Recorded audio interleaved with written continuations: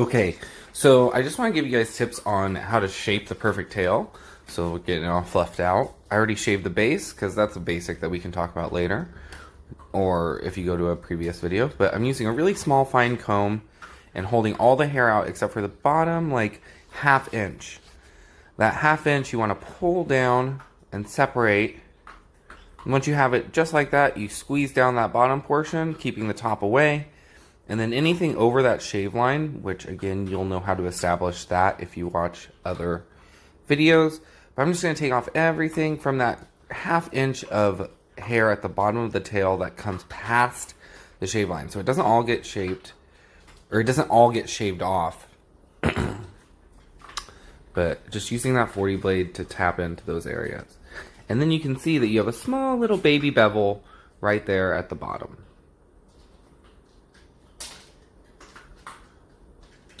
Now I just comb everything out, hold it up in my fist, straight up where I'm going to want the tail, and just buzz right over the top. I don't twist it or anything like that. See how you get another bevel shape at the top.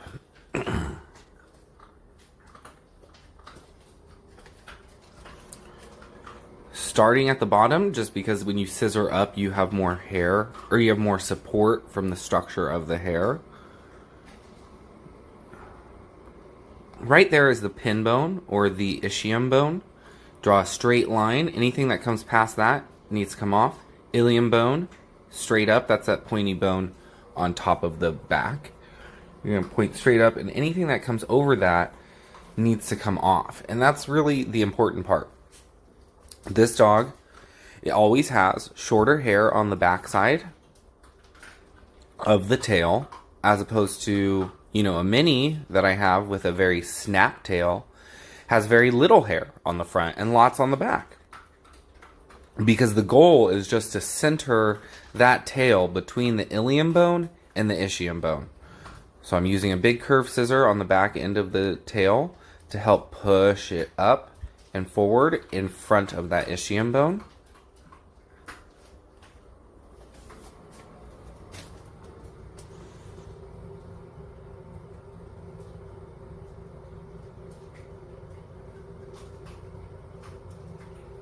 See, now when you draw a straight line up from that ischium bone, when the tail is up, you don't have any tail hanging past that point. And that's how you help center it. That's going to help you guys decide how big or small. That doesn't matter. What matters is that it fits the dog.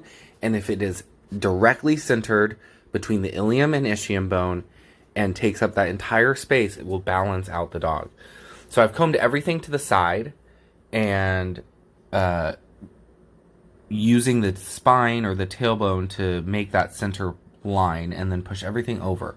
Using that harsh line that we created by scissoring the back of the tail, I just follow it up around the sides so I can continue that shape.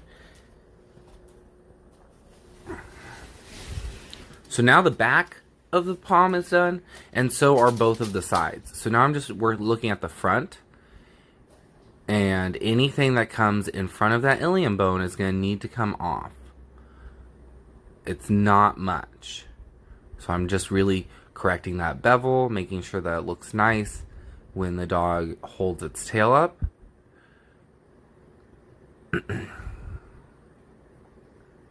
Ilium bone, straight up. Very little hair needs to come off.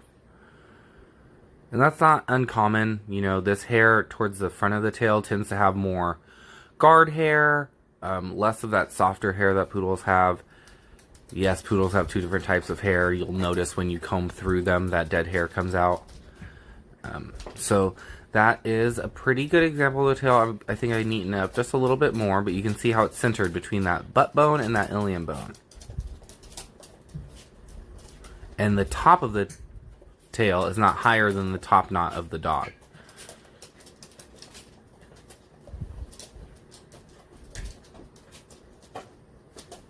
I also always use a curved chunkers there to deal with the guard hair.